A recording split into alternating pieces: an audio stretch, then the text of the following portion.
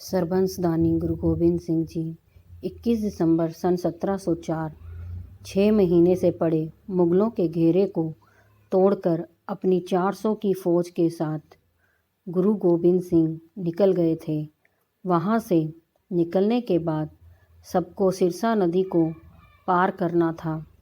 जाड़े की भीषण बरसात के कारण उफनती हुई नदी और रात की बेला आधे से अधिक लोगों को नदी लील गई। जो बचे वे 3 हिस्सों में बट गए।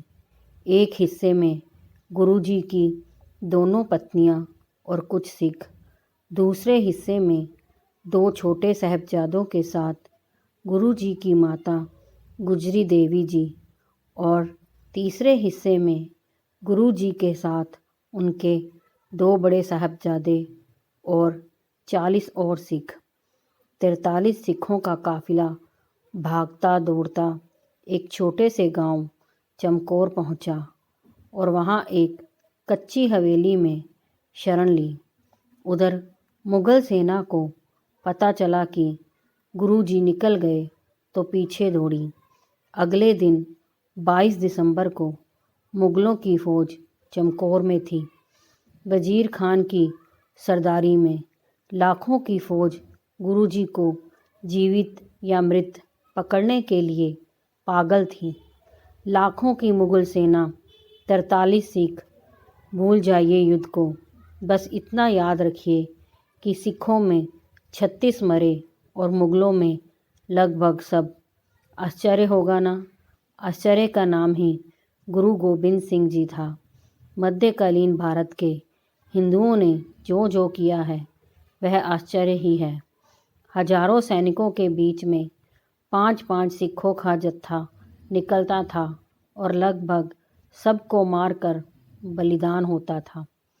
18 वर्ष के साहबजादे अजीत सिंह जी और 14 वर्ष के साहबजादे जुझार सिंह जी भी अपने जत्थों के साथ निकले और बिना घबराए हजारों को काटकर स्वयं का बलिदान दे दिया।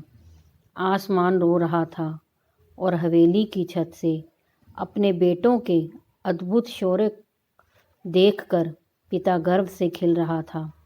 जब केवल 10 बचे थे तो सबने कहा, आप निकलिए गुरुजी, पंथ के लिए आपका निकलना आवश्यक है।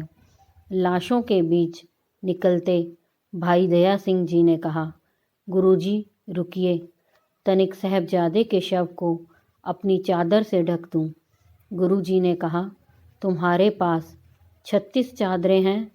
अगर मेरे 36 साहबजादों के शव पर चादर डाल सकते हो तो डाल दो, नहीं तो साहबजादे अजीत सिंह और जुझार सिंह के शव भी अन्य सिखों की तरह खाली ही रहेंगे।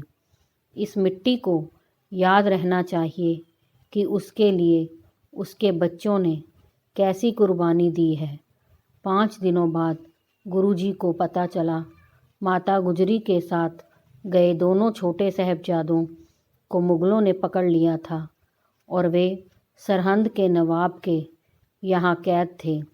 बताया गया कि नवाब ने कचहरी में छोटे साहबजादों से बार बार कहा, धर्म बदल लो तो जान बख्श दी जाएगी। 7 वर्ष के जोरावर सिंह जी और 5 वर्ष के फतेह सिंह बार बार उनकी बात काट कर कहते रहे, जो बोले सो निहाल, सत श्री अकाल। कुद्र नवाब ने उन्हें एक ठंडे कमरे में कैद कर दिया जहां उनके शरीर पर कोई कपड़ा भी नहीं था।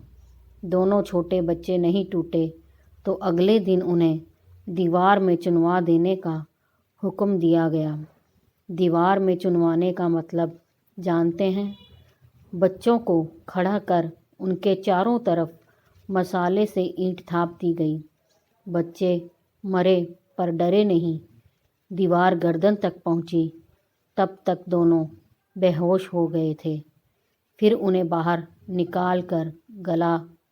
शायद वह 27 दिसंबर था।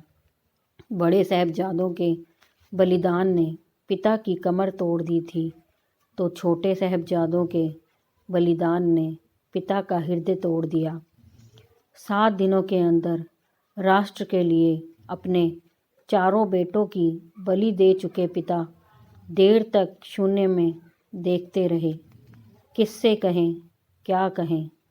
बहुत देर बाद मुख से कुछ शब्द फूटे, ईश्वर तू देख रहा है ना, तेरा तुझको अर्पण क्या लागे मेरा। बस 300 वर्ष ही तो बीते हैं उस दिन को, लेकिन आज अधिकांश लोग भूल गए हैं उस बलिदान को। दोस्तों, अगर कहानी पसंद आई हो तो लाइक, सब्सक्राइब, शेयर ज़रूर कीजिए।